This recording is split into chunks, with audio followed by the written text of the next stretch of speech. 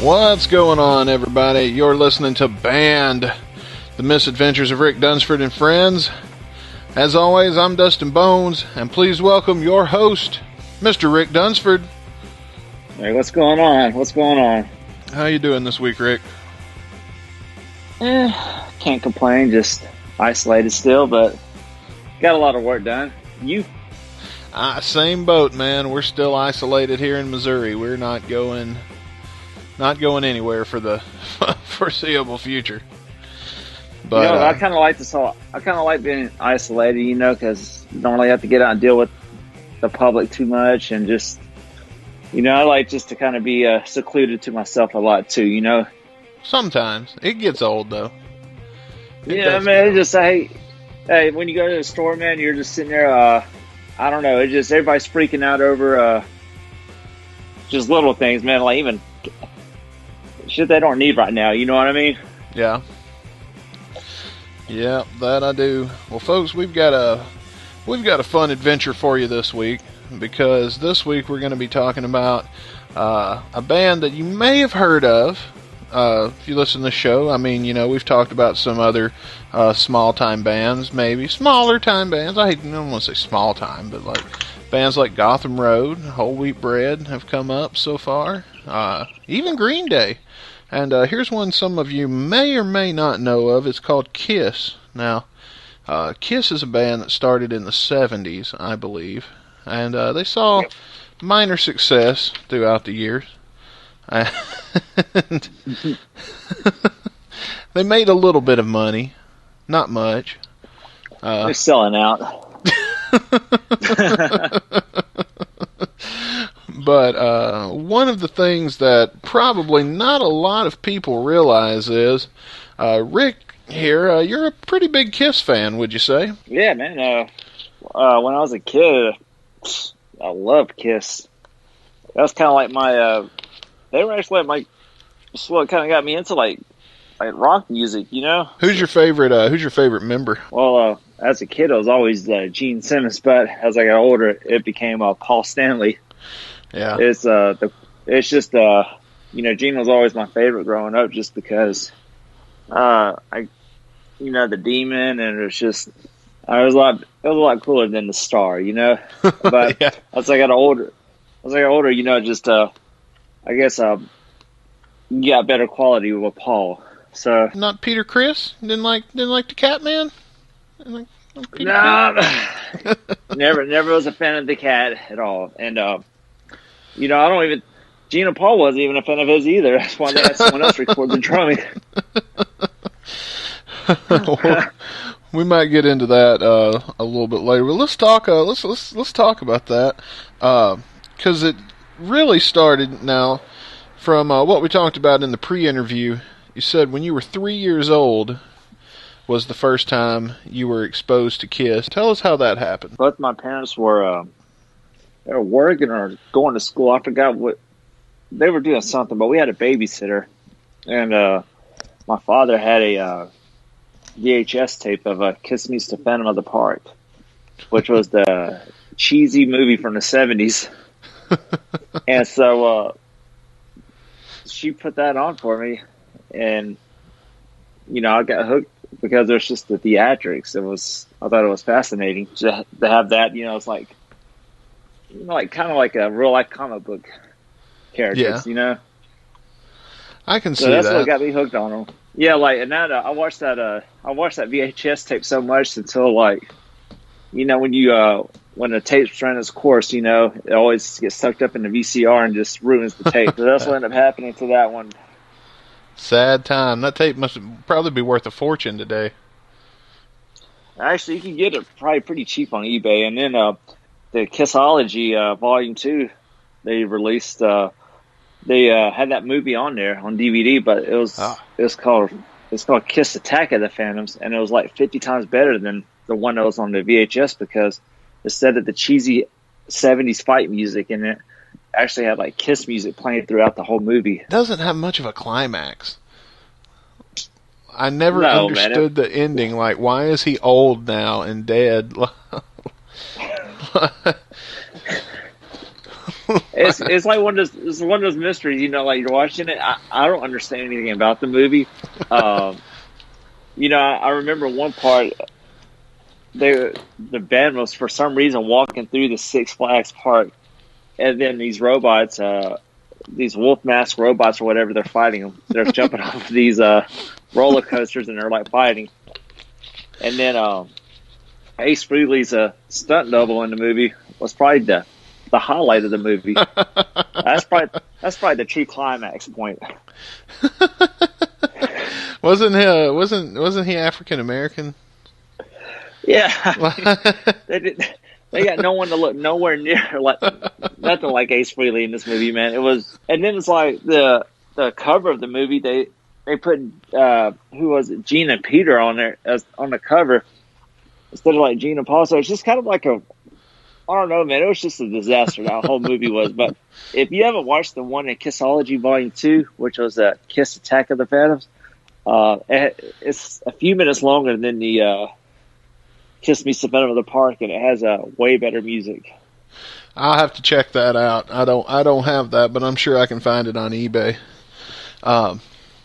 One good thing about that movie that Kiss fans know, that I don't know if you're listening to this, you probably already know this. It's not much of a hidden fact, but that is where the acoustic version of Beth came from. Yep. So that was pretty cool. Yeah, and I remember Kiss was like, I remember they were upset with the movie because it was supposed to be sold as like Kiss meets Star Wars. And yeah, there was just it was nothing like that. What do you think's better, Kiss Meets the Phantom or Kiss Meets Scooby Doo? Oh, I would say Phantom. Okay. Yeah, I would probably have to go with Phantom on that one, man. Is your kids singing have you played that for your kids? Scooby Doo on the. Yes, I have, and I have it on DVD. I ended up getting it on some kind of I found it for $5, so I'm like, well, hell, I'll grab it. Did the kids enjoy it? My youngest did, but my oldest, she didn't really care for it too much. Have you tried playing Kiss Meets the Phantom for the kids and see if they like this one better? No, the wife stopped that because she didn't want to watch it. I've tried to put it on multiple times, man. And no one will give it a shot. Has she seen it before? No, but it's just the intro of the movie. It's like has Peter Criss drumming on like a roller coaster ride or something, and it has like the band just ride. It's just real cheesy. Like has them walking across like a water fountain, and it's the worst effects you can have in a movie. So that already just like turned her away from wanting to watch it. She tapped out at the intro, huh? That's pretty funny. Yeah, she tapped out. Yeah, the intro just ruined it. And then, I mean, if she would have made it to the ending, I think it would have left her a lot of questions, and she would have been upset that she watched it. She would have been more upset that she watched it, you think? Yeah, I think she would have been like wondering the same questions. Yeah, and why was he old? Why was he dead? What? How much time? Like how much time has passed since? And then why did they change the words from hotter than hell to rip and destroy? They completely rewrote that song. Huh? Well, it was the 70s. Yeah, it's like because when they had Fake Kiss come out there to play, and they were playing Hotter Than Hell, but instead of singing Hotter Than Hell, they were singing a song called Rip and Destroy. Huh. I didn't even notice that, to be honest. Yeah, go back and watch it, and then Real Kiss comes out on stage, and then you have the two Ace Frehleys fighting. And then you have Gene having his stupid cheesy fight where he's just like walking with his knees going all the way up to his chest. I wonder if that's how Gene really fights. No, he pays somebody else to do that. No. Yeah, but that was what got me really hooked on Kiss, man. I'm just I just started collecting it was a very I guess it's kind of a kid-friendly band, you know, with just the kind of toys they had, you know, like Yeah. action figures, comic books, everything, man. So, You had a pretty extensive collection, right?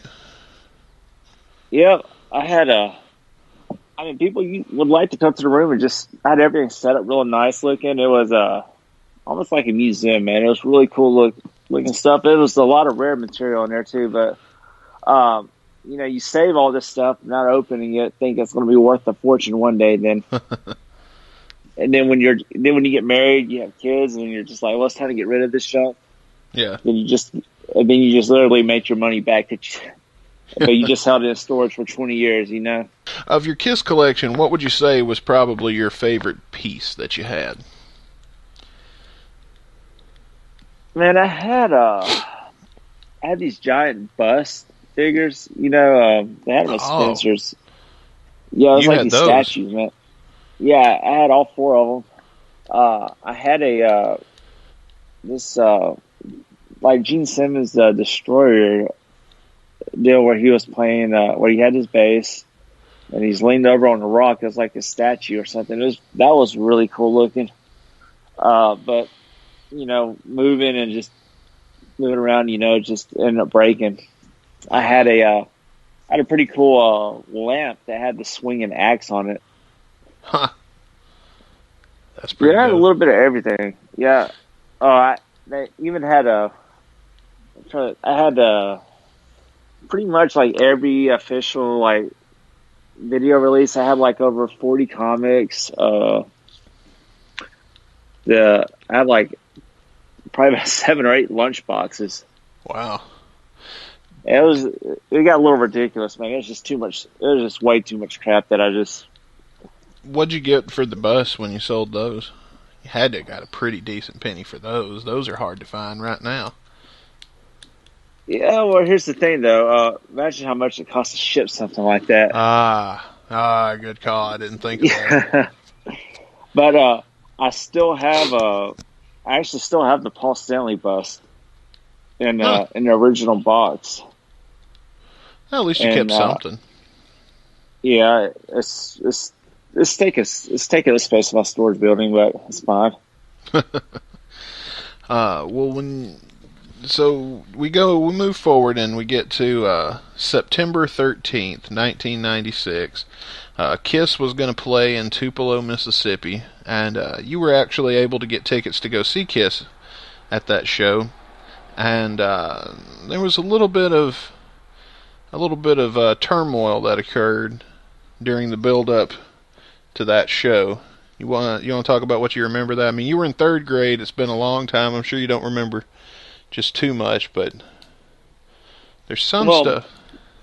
Yeah, I can tell you this much. It was that was going to be my first concert. Well, that was my first concert. I was pretty excited about it. I remember wearing I had my first ever Kiss shirt. I was wearing it to school, and my teacher, I'll never forget this woman. She was a preacher's wife. I swear to God, she thought Kiss worshiped the devil. She was convinced that it was Satan's music. So she even like called my parents in for a parents-teacher conference and just expressed that she doesn't feel comfortable with me wearing that shirt to school, or me talking about the music, or you know. And she said that I was talking about going to see them in Tupelo. And I know that her church was going to protest that show. So there was a conflict of interest right there. It reminded me of that scene, you know, like on Detroit Rock City, Mothers Against the Music of Kiss. It was that kid's mother was in that protest group. Wow. That was in the movie. So that's what it kind of reminded me of. That's why everybody was in Tupelo, you know, during that time. Yeah, I mean, it was crazy though, man. Like being 9 years old and just seeing the show though. Like the concert was pretty awesome.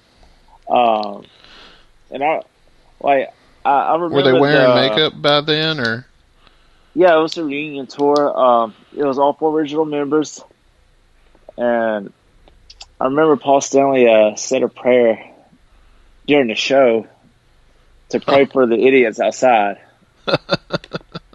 Did they sell out? Yeah, it was a sold-out show. Well, And then what a good those protests did. there was actually a documentary called "Kiss the Second Coming," and it was when I got it, it was a double VHS set. I'm sure it's on DVD or Blu-ray now, but there's actually a full segment about the Tupelo show. That's embarrassing. I mean, you can find it on YouTube if you look hard enough, man. But and I found it on eBay. Like someone filmed that whole concert, and I bought it on eBay about a year ago. Oh, that's cool. So you actually have the full.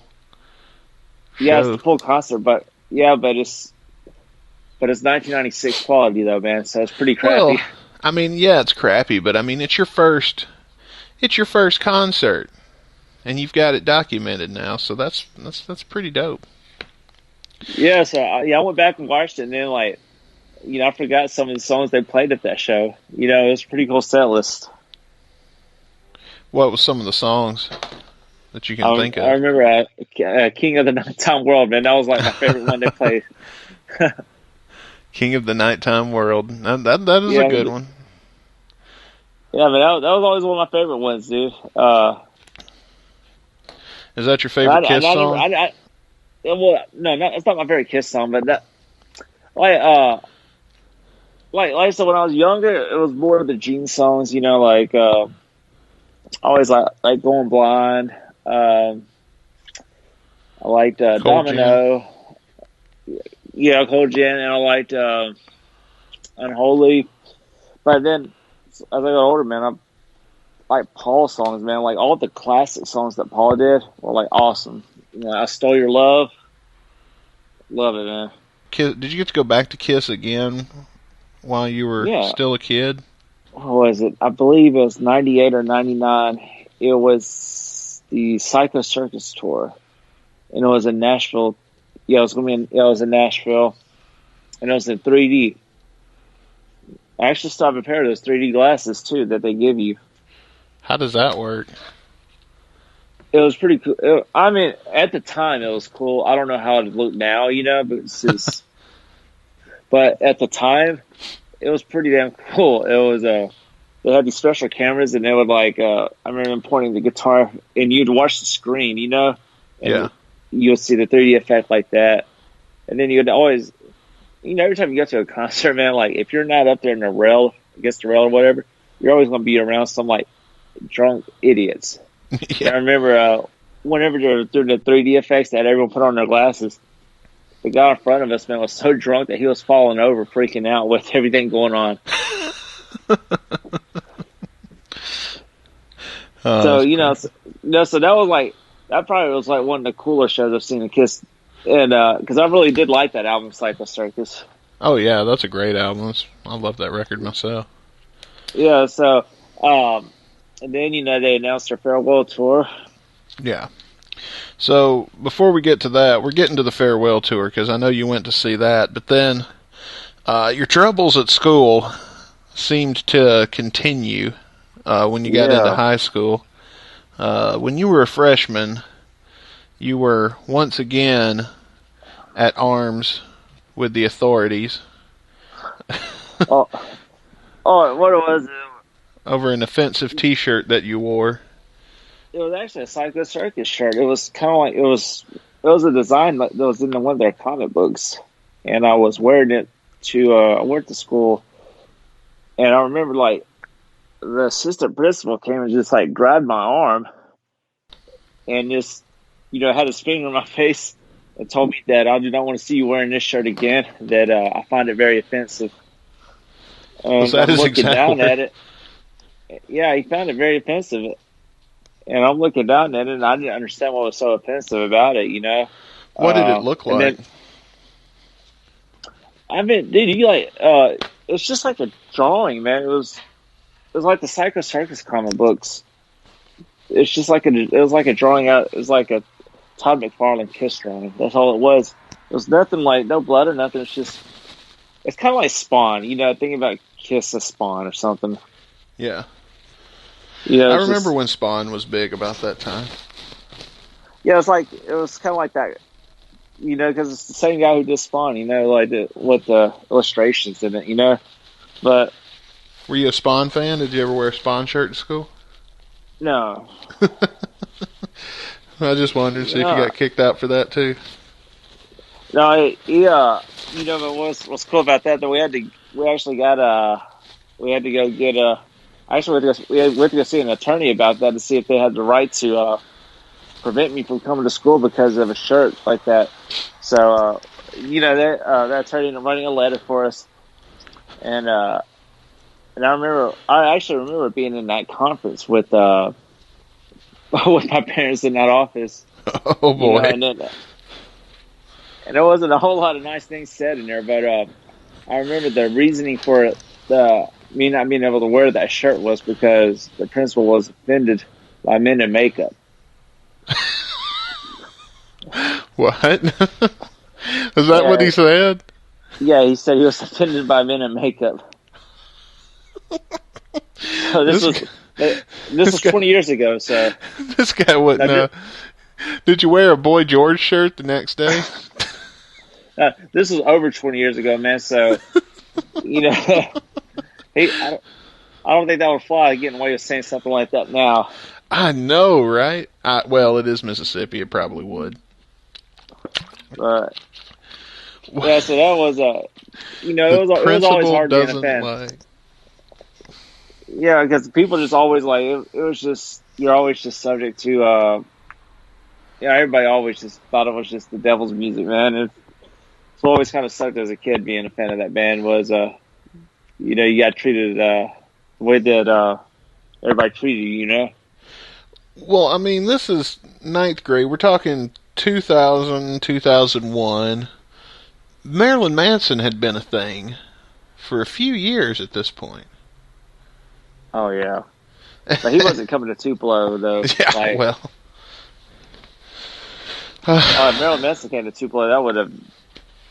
Oh, hell would have broke loose for that one. They would have rioted in the streets. Yeah, but R. Kelly came to Tupelo, and... I mean, no one better than I on that one, so... Do you got any... while we're talking about school days, do you got any... were you ever kicked out of school for some other funny thing that was non-Kiss related? Yes. Just for the sake of telling a good story here? Yeah, it was actually... I actually got kicked out of school. It was pretty bad for this one, but it was... It's a few months after. It was probably about October of 2001. I had some stink bombs. I knew it. I fucking knew it. I wrote in my notes stink bomb ? I fucking knew it. Yeah, man. I had these glass capsule stink bombs and I brought them to school, and we broke one in class. We had to evacuate the whole classroom. And then I'm in tears laughing so hard because one kid sitting beside the trash can because it wrapped it in a piece of paper and they crushed it and then threw it away in the trash. The kid sitting beside the trash thought someone farted and he starts gagging and then the whole room just hit the whole room and everybody's just like, ugh. And everybody knew it was me right away. Because I'm over there laughing at everybody. And then, so I get put in school suspension, and then I got a lunch later that day, and I break another one. Man, I had a bunch of these things, and then I got my in-school suspension extended some more.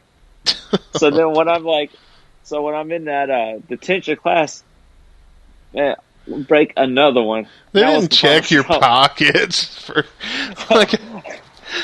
After the second one, they didn't call you in. Okay, Mr. Dunsford, empty your pockets. And what was making it worse, too, man, this principal, he was so furious, because this was a different school. He was so furious at me about this. And I was a big wrestling fan at the time.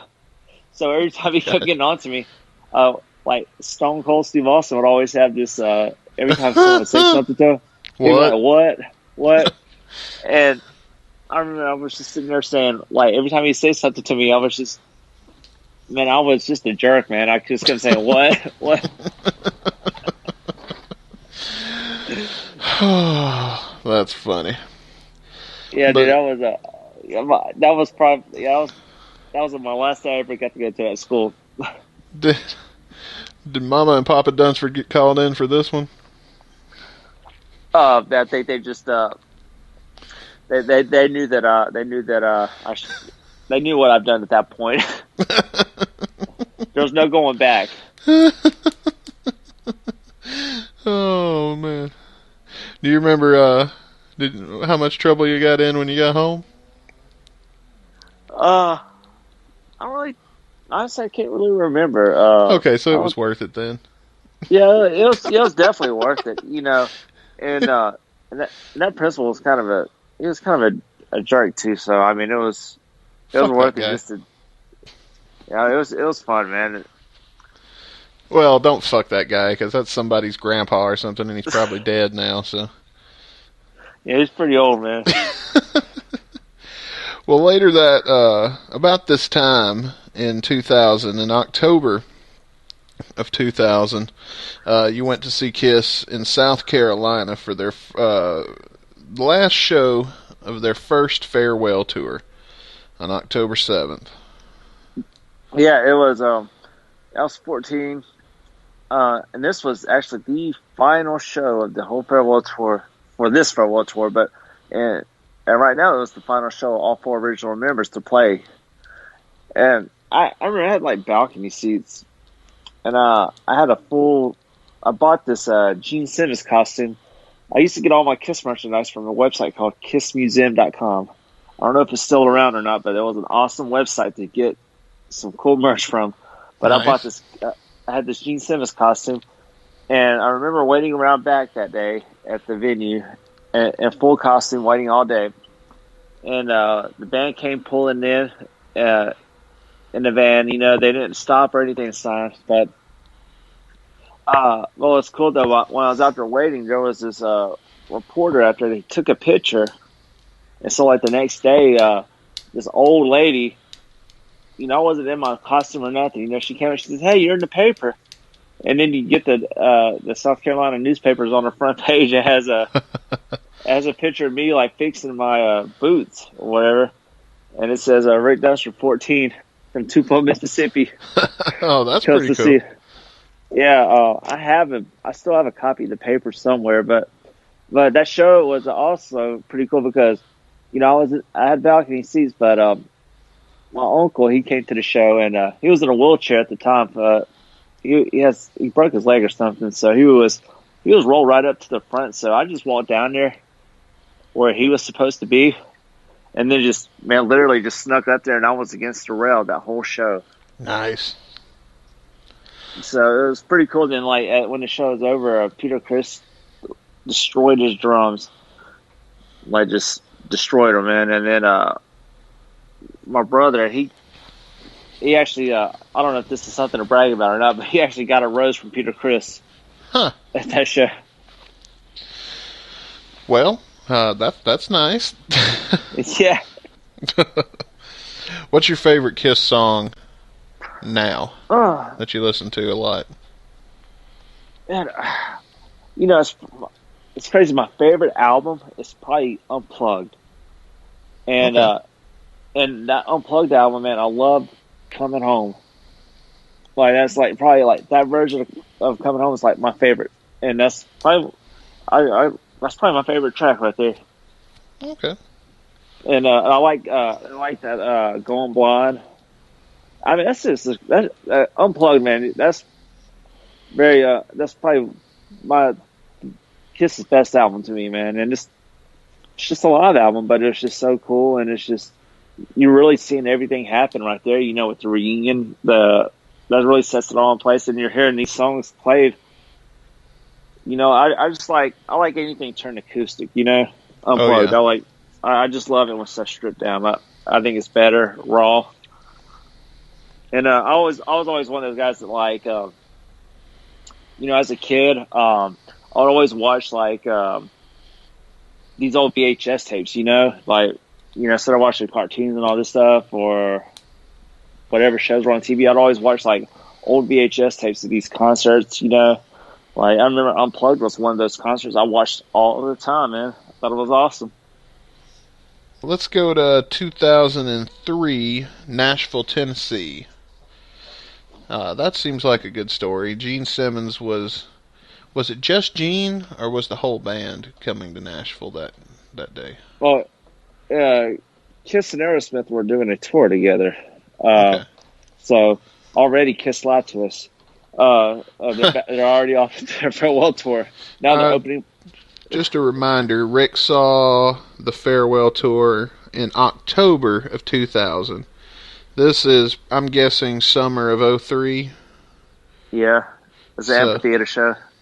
So, we're Kiss was the opening band. We're less than 2 years. Wow, they opened. Yeah, and Ace Frehley wasn't in the band no more. I think this is when Tommy first came in. But Peter was still with them, I believe. Huh. Or as we call him in our private conversations, the guy that plays Ace Frehley. But I don't know. I can't 100% confirm if Peter was there or not. It could have. I don't remember that. But I know 100% Ace wasn't there. Who knows? So yeah, I remember going and watching the show, and then after Kiss got done, Aerosmith came on, and Aerosmith was just way too much. We left there in Aerosmith. I couldn't watch them. I mean, Aerosmith is a great band, don't get me wrong. I'd love to see Aerosmith. I'm sure it's a hell of a show, but how do you follow Kiss? Like, yeah, it was, I don't know, man, because I just couldn't get into the whole Aerosmith thing. Like, because, this is during their blues era, though, wasn't it? 2003, that's when that Honkin' on the Bobo and all that other shit came out, and it was all that bluesy kind of shit. Yeah. But, so, like, what was going on with this tour right here, like, when they would do major markets, like, they would have a day off. The next day, Gene Simmons would do, like, a book signing at, like, a Barnes & Noble. Okay. So he was having one in Nashville, and we went up there, and we were, like, early that day in line. That was my whole family, I met a lot of cool people online, but, I got to meet Gene, got a picture with him. It was just me, my brother and sister were there. We had one of our friends and my parents, and we're pretty young right there. Like, 15, I think.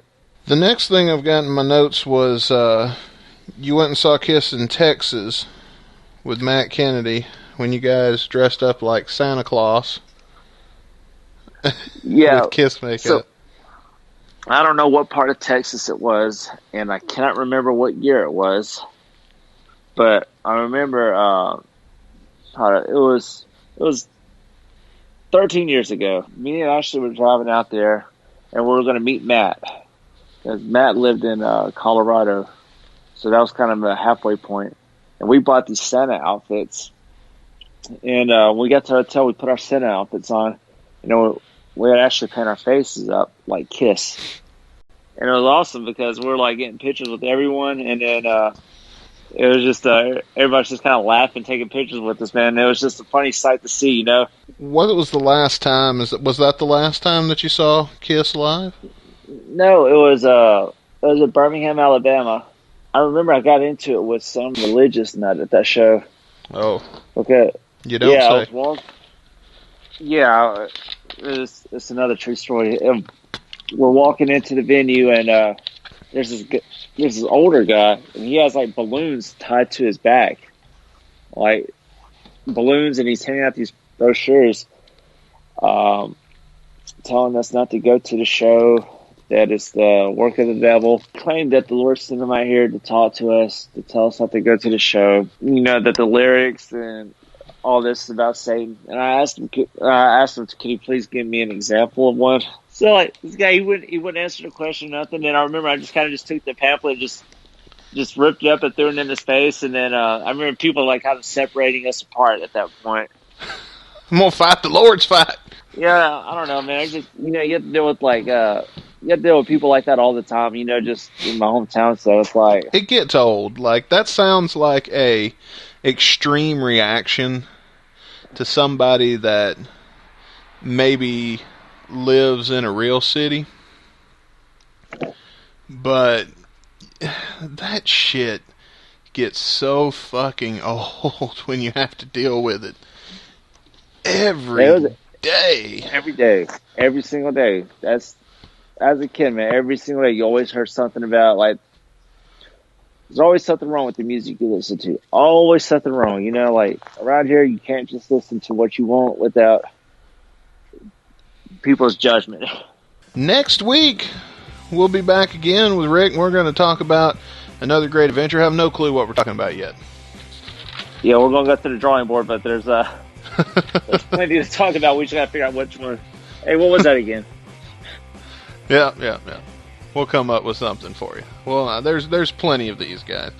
But well, thank you guys for tuning in. Thank you for supporting this podcast, listening to us on Spotify now and Anchor, and of course on YouTube, where if you guys are listening right now on Anchor or Spotify or one of the places where the audio version of the podcast is available, if you go over to Rick's YouTube channel, we're going to be including it. There's a video version of each of these podcasts that includes some of the footage, maybe photographs and things like that, of the stuff that we talk about. And that's the same for the other two episodes also. I'll just tell you, I don't think the Green Day one has much, but I know the first one did, I think. The Michael Graves one definitely did. Oh, you could have filled that one whole thing up with videos. Of so much of that. But head over there, and Rick's got tons of content that he's posted that you won't find anywhere else, and you'll get to kind of see some of the visuals of the things that we're talking about when you watch the YouTube version of the podcast. But Rick, do you want to say something before we head out? We'll see you guys next week.